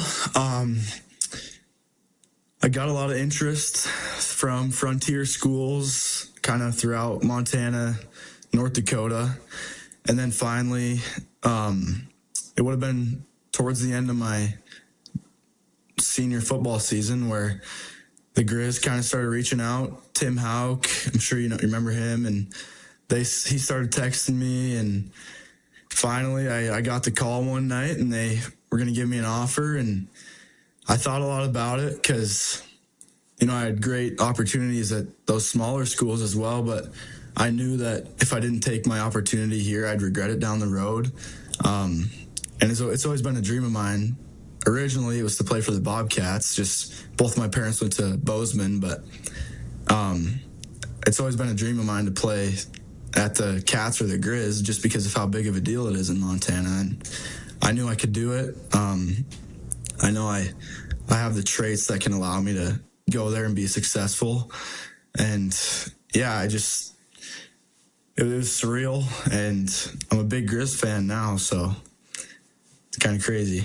Well, that's awesome, man. So what gives you the confidence? Like, what gives you the sense of belief? Well, I guess just from a lot of the success that I've had throughout sports and school and things like that, I just know within myself, it's like a feeling that you get within yourself, and you just have belief in yourself and confidence, and that just kind of, that's what it is for me, is just kind of having a chip on my shoulder, being a small town guy, and just going to go make the most of it. For sure. Well, and there's been many men that have walked your path before as well. So that's a cool opportunity, certainly for you. But hopefully, you're just the next in a long line of guys that came from the class. Yep. Has a standout career for the Grizz. Are they thinking about you on offense, wide receiver? Well, they don't. They kind of are in between still. Sure. They said kind of once I get there, they'll find out more receiver or safety. Either way, I'm fine with. Yeah, you probably don't care, right? You either side. No. Yep. Well, that's awesome. So, do you have any idea what you might want to study? Like, what do you think of just the other parts besides football? What do you think about just moving to Missoula and campus life and all that sort of stuff? I'm definitely excited for that. Getting my roommate and everything. I think Missoula's a pretty cool town too, but I'm going to study business management. The reason for that is because eventually I want to come back home, and we have a farm and a ranch up here north of Whitewater. So I want to come back home and work on that. But Missoula doesn't have any like agriculture type stuff. So business management was kind of the closest thing that I could find to correlate with that type of profession. So, I'm super excited to get down there and everything, because I've heard a lot of great things, and I've been down there a lot these past few years with state track, state basketball, and I've loved it. State track's there again this year too. Nice. Yeah, that's right, because AA and B are coming to Missoula here in a couple weeks. So that's awesome. So, what do you guys grow? Are you guys running cows, or what are you guys doing? We have cattle, and we farm. We farm wheat, barley, things like that, just row crop stuff, and then we have quite a bit of cattle, which is good right now with the prices. Yeah, for sure. It's a good business to be in, for sure. How much do you think that's influenced you, just sort of growing up with that background? Because there's no days off when you're living on a ranch. No, there's not. And I've spent a lot of time up there, and it's just a type of job that I just love to do, and that's why I want to come back and do it eventually. But it's definitely kind of helped grow me as a person, just because a lot of the people that you spend time around are your family and good people that do the right things, and it just teaches you at a young age, and you spend a lot of time kind of living on the edge with your cousins and learning and getting hurt and getting in fights and stuff. But it's definitely the backbone to my upbringing. Well, that's awesome. That certainly is going to serve you well moving forward, no doubt. Dawson Hammond on Nuanez Now, 102.9 ESPN Radio. So, last thing for you, is it sunk in now that you graduated high school and that sort of the next chapter is on the horizon? I know you got a couple weeks here left to enjoy track and stuff, but is it sunk in that it's almost like the end of your high school career and your college career is about to start? Kind of, but honestly, I was expecting it to feel a little bit more special. Doesn't feel much different to me right now, probably because track's still going on and I'm still tied up with that type of stuff. But I guess some of my underclassmen are at school right now and I'm at home, so it's starting to sink in, but I don't know. It's not much different. Yeah. Well, what's it mean to you to know that you do have your next chapter sort of decided and that you are going to be a Grizz?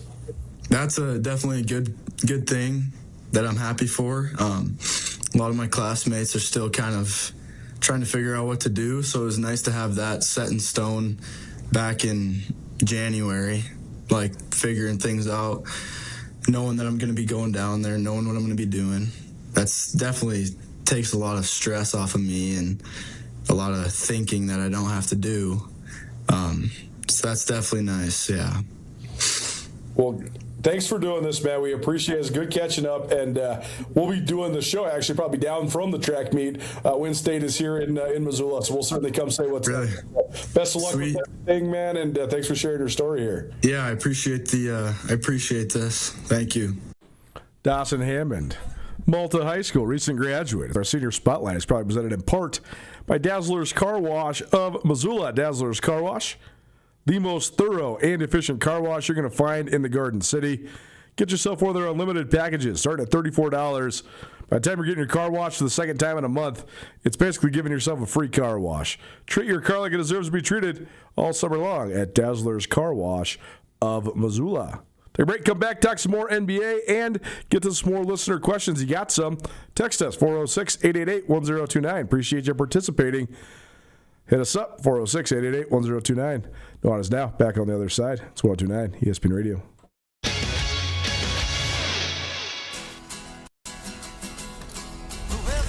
Around here, we see a lot of people head out. No matter where they're going, we just make sure they're ready. Before you hit the road, get a pre-trip safety check at Les Schwab Tires. It's free. Plus, this May, save up to $200 on select sets of 4 tires. If we can't guarantee it, we won't sell it. At Shields, we're anglers, endlessly seeking and refining techniques. We're hunters and storytellers, because we've been out there. We're experts that put products and gear to the test, so we can share that knowledge with you. At Shields, we understand your outdoor journey and the path you're on, because we walk it too, every step of the way. Shields, right there with you. Mountain Town Vacation Rental Management, your local partner for vacation rental success. We provide a fully customized hosting experience tailored to your needs and goals. Your home is listed on every major site, helping you maximize visibility and bookings. And our local team is available 24/7 to handle guest needs and booking inquiries. Let us take the stress out of managing your vacation home. Contact us today at mountaintownvrm.com or give us a call at 406-369-3080.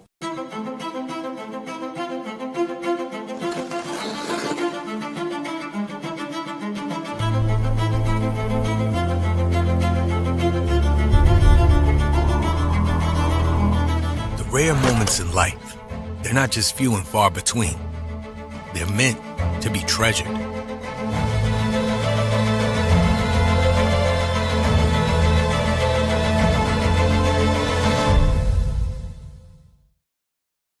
family to the Stone of Accord for a wonderful brunch. From traditional comfort food to eclectic specials, there's something for everyone to enjoy. And it wouldn't be a proper Missoula brunch without an Irish coffee and a mimosa. The Stone of Accord, Irish fare with Montana flair. Restaurant, liquor store, and casino. At the Stone of Accord, we use the freshest ingredients to create our homemade traditional Irish classics, fresh salads, and creative specials. Come enjoy our warm, family-friendly atmosphere. The Stone of Accord, Irish fare with Montana flair. Restaurant, liquor store, and casino.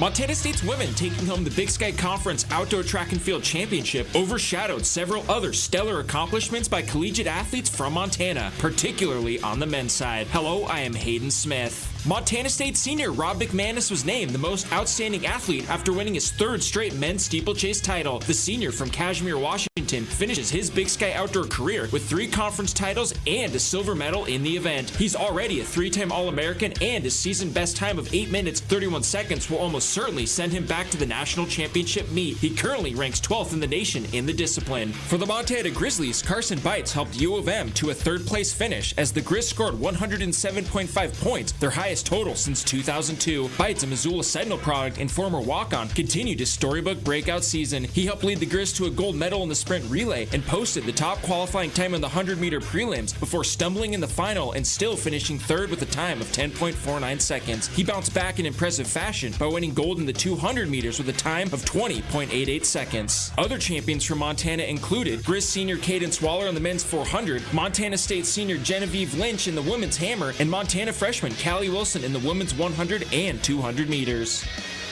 This ESPN Missoula Sports Center is presented by Canyon River Golf Club.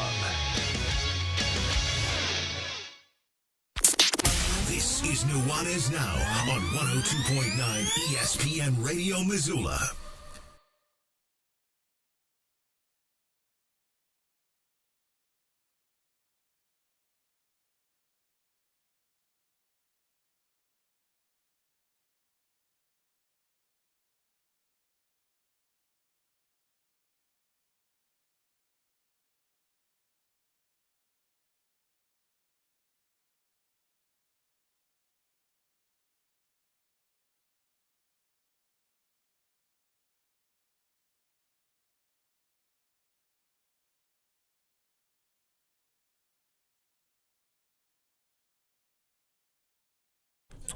Welcome back. Welcome to that ESPN Radio, SWX Montana Television, and the ESPN MT app. Coming up a little later this week. Tomorrow, Ryan Tutel will ride shotgun with me, so looking forward to that. Former co-host of this here show. We will also hear from Taco Dowler tomorrow. If you've noticed, we've caught up with all the in-state recruits.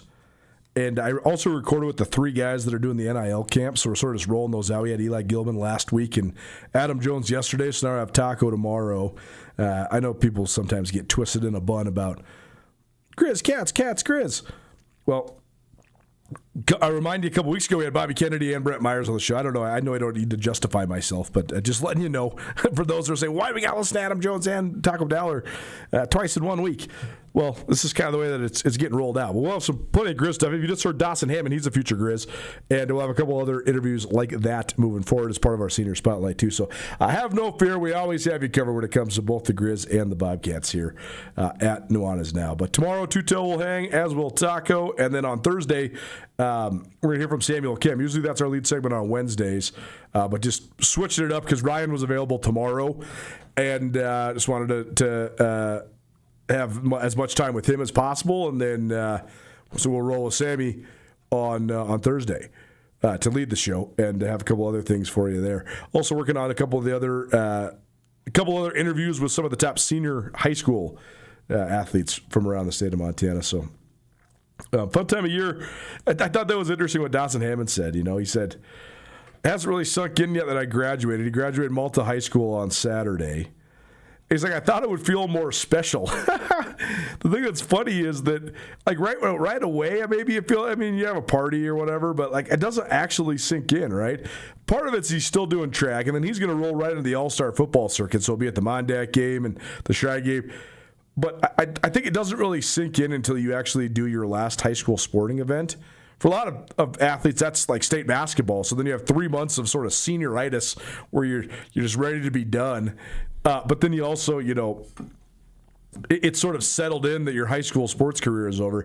It's funny that Hammond said that because, like, he's about to go try and ball out and win, multiple of the Class B state championships in track and field. And he also that is going to still be playing high school sports technically in those high school all-star games. So I don't know if it's actually going to hit him. It's funny because I would say he's like the runaway favorite in the 100 meters and the 200 meters. One of the fastest people in the state of Montana right now is Garrett Prather from Columbus. Prather's ran 10.75 in the 100 and 21.61 in the 200. That's the fastest 200 in the state. Hammond has been awesome. He ran 10.96 and 21.78 so far. But those would be times that would be almost certainly getting him in the mix for state championship caliber marks in Class B. But he absolutely is in the mix, right? That's what makes track great. You can have whatever mark and whatever seed you want. You still got to win the race. You still got to win the competition. So pray there's going to be a tough challenge for Hammond, but I think they both are going to be pretty electric. The 400 meters in the Class B is going to be good too. I mean, Hammond is a good 400 meter runner, but I mean, there's 6 guys that have gone under 50 seconds, including another future Grizz in Cougar Capel, who's from Red Lodge. Enough about track. We'll have some of our Treasure State's best tomorrow. I want to spend a little bit of time talking about the NBA. I addressed this off the top, but it's a really interesting moment in time for the NBA because Victor Wembanyama is transforming into one of, if not perhaps, and I'm not ready to anoint him yet, I still think that Nikola Jokic and Shai Gilgeous-Alexander sit pretty squarely atop the throne, maybe kind of 1A and 1B. I still think if Giannis Antetokounmpo finds a better fit and isn't sort of caught up in the wash like he is right now in Milwaukee, like he could certainly be there too. And I think Luka Doncic still has plenty of gas left in the tank. He's just got to get healthy and stay healthy. But Wembanyama's right there, man. And, I mean, a 42-point, 24-rebound double-double last night in Game 1 as the Spurs won in double overtime. It's impossible to deny. Like, you see the freakish athleticism, then you combined it with the one-of-a-kind, truly, for somebody his size, skill level. And it's pretty stunning to watch. But then you still wonder, like, first of all, is this too good to be true? Second of all, is this sustainable? Third of all, he's still just a 22-year-old kid. Is he ready? Is he ready to take it by storm? Like, he had a lot of ups and downs his rookie year. He looked freakishly, unbelievably good at times, and then also, like, would sort of fade from the moment sometimes, and you were just wondering, like, when's this kid going to arrive? Not saying he was behind at all. I mean, he was 21 years old doing it last year. But I think that now the thing that is making Wembanyama turn the corner is that he's always had sort of like that edge, that alpha mentality, but now he's got confidence to back it up. Like he just eviscerated Rudy Gobert in the last series against Minnesota, and now he has a chance. I still think the Thunder are going to win this series, but my thoughts have changed massively over the last 2 weeks. About, like, I thought the Thunder were slam dunk, let's put $10,000 on them type of NBA favorites, right? A couple weeks ago. Then I started watching the Timberwolves and Spurs series and watching the Spurs just take the Timberwolves apart.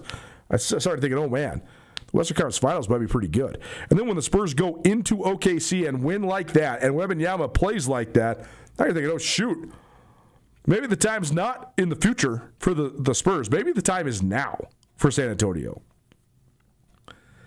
I'm so interested to see how the NBA public, Wembanyama has a cult following already, no question. But could he be like a super duper star that the NBA has been accustomed to over all these years? Like, could he be on a Michael Jordan, Magic Johnson, Kobe Bryant type of level?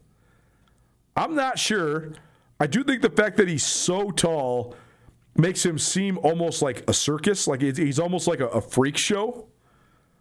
But I think then once you settle in and realize how fluid and non-clunky his movements are, but also just how competitive he is, I mean, he's a winner. You can tell. He's a dog, too. I think all those things help him. He's also, I mean, he was sort of anointed as like the next prodigy. And first of all, he's lived up to that. But he's been learning English for, most of his life. And that helps, I think, sort of help him be palatable as a star to the American public. I mean, love it or hate it, I do think that it's not just that Jokic is not that great at English, it's also that he doesn't like talking. So it's maybe not even where he's from, but who he is that makes Jokic not as magnetic of a personality. I mean, Jokic is putting up some of the greatest numbers in the history of the game. He's been a multiple-time MVP. He's won an NBA championship. So he's a Hall of Famer. He's an all-time great already. But there is like a lack of star power and a lack of charisma for him, which I think when your best player is not like a bright, shiny star. The NBA has had the great fortune of having the guy who was the bright, shiny star for so long. From Julius Erving to Magic Johnson and Larry Bird to Michael Jordan. I mean, the early 2000s, you could say, was a blip in the radar, but they still had guys that were cultural phenomenons like Shaq and Allen Iverson. And then Kobe Bryant and LeBron James and Dwayne Wade and those guys and Tim Duncan, those guys sort of took it. And, like Duncan has suffered from this as well, right? Duncan is unquestionably one of the 10 best players in the history of basketball. But he's not on the tip of people's tongues like Michael Jordan, LeBron James, and Kobe Bryant are, because he doesn't. Duncan is a winner and a fearless leader and a great, great ambassador for the game. And, 5 rings doesn't lie. Timmy D was like first-team All-NBA like a billion times in a row during his NBA career. Hold on, let's look this up real quick.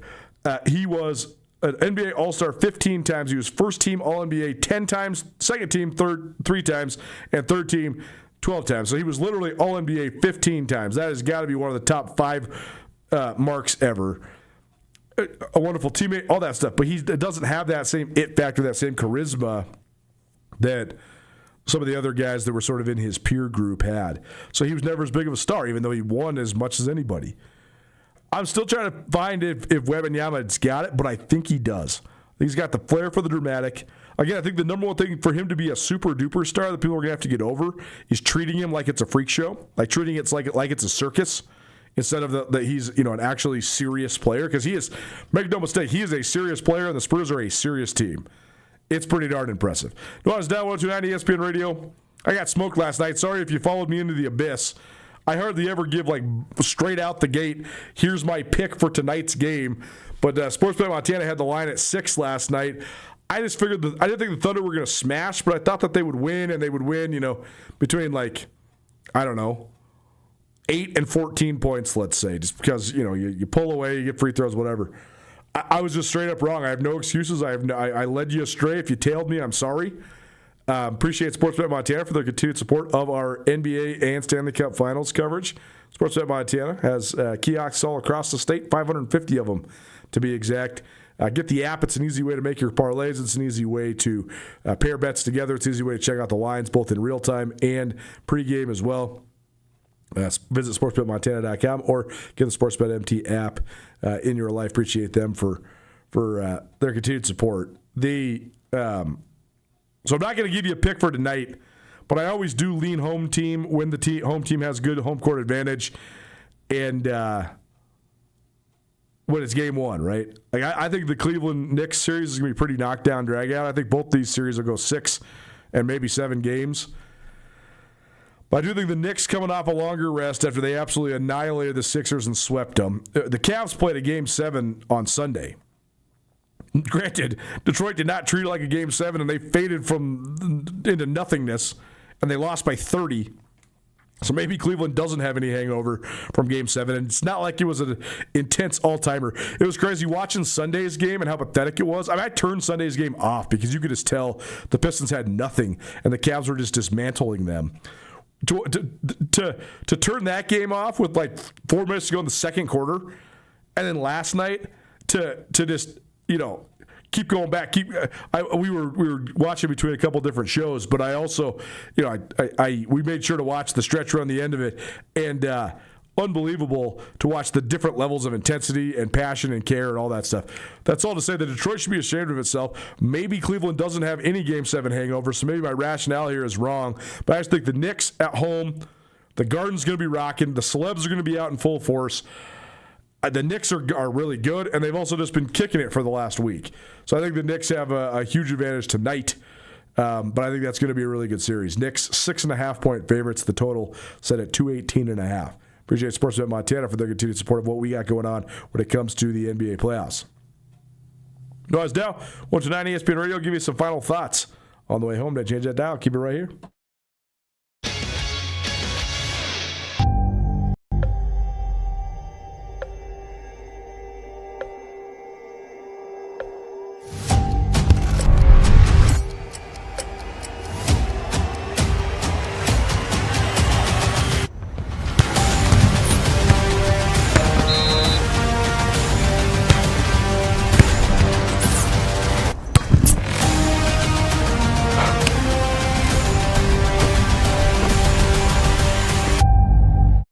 Bring the whole family to the Stone of Accord for a wonderful brunch. From traditional comfort food to eclectic specials, there's something for everyone to enjoy. And it wouldn't be a proper Missoula brunch without an Irish coffee and a mimosa. The Stone of Accord, Irish fare with Montana flair. Restaurant, liquor store, and casino. At the Stone of Accord, we use the freshest ingredients to create our homemade traditional Irish classics, fresh salads, and creative specials. Come enjoy our warm, family-friendly atmosphere. The Stone of Accord, Irish fare with Montana flair. Restaurant, liquor store, and casino. Access to Montana's great backyard is the best part of being a Grizzly. At the University of Montana, our classrooms are the mountain peaks, river valleys, and never-ending plains of the Big Sky Country. We provide students with the hands-on training to protect and enjoy hunting, conservation, and stewardship. UM launches the careers of outdoor leaders so that they can protect our traditions and ensure they are passed down for future generations. Because what's made in Montana is remaking the world. Why would any business let you use their product and give you 365 days of reassurance? Mattress Firm does because they believe in their mattresses. Save on top brands like Nectar, Tempur-Pedic, Beautyrest, Serta, Stearns & Foster, and others. Mattress Firm carries $149 mattresses all the way up to the luxury Purple Rejuvenate Premier. 0% in payments as low as $39 a month, along with 365 days of reassurance. See why Mattress Firm is Montana's best place to find the sleep you deserve. Mattress Firm, where it's easy to get a great night's sleep.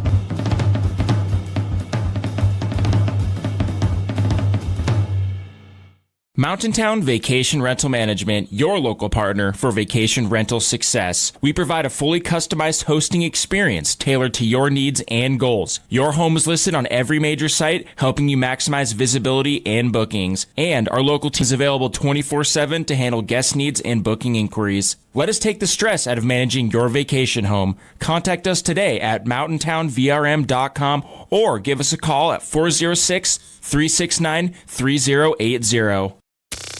Nuanez Now on ESPN Radio.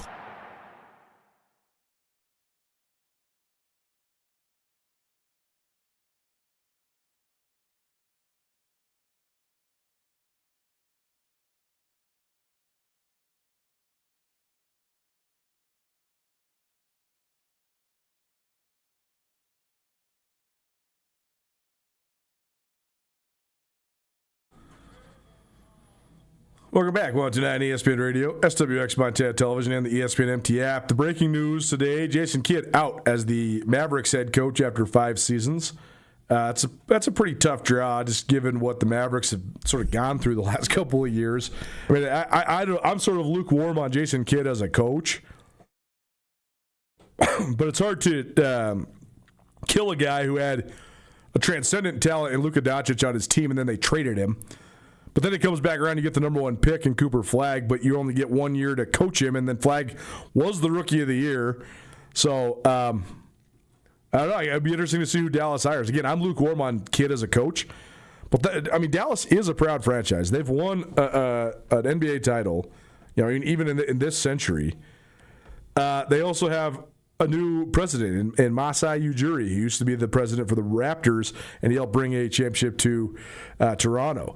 This is a little bit of a surprise because Jason Kidd was owed $40 million. He still had 4 years left on his contract at $10 million per. So that's a hefty buyout. But shoot, what do these NBA teams care now? The next media rights deal is going to be worth like $20 billion.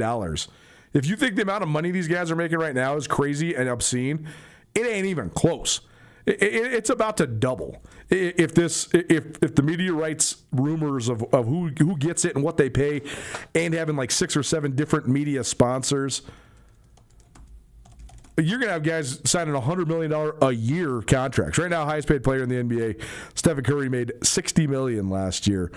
There is a whole collection of guys that are making 50 plus right now, but. The next guy, like Cooper Flagg, is going to sign a $1 billion contract, I bet. Well, maybe not. I don't know if they'll allow a 10-year deal, but he's going to be signing like 5-year, $500 million deals. You've had a couple $300 million deals lately. I seriously think it's going to grow by almost double, which is pretty crazy to say.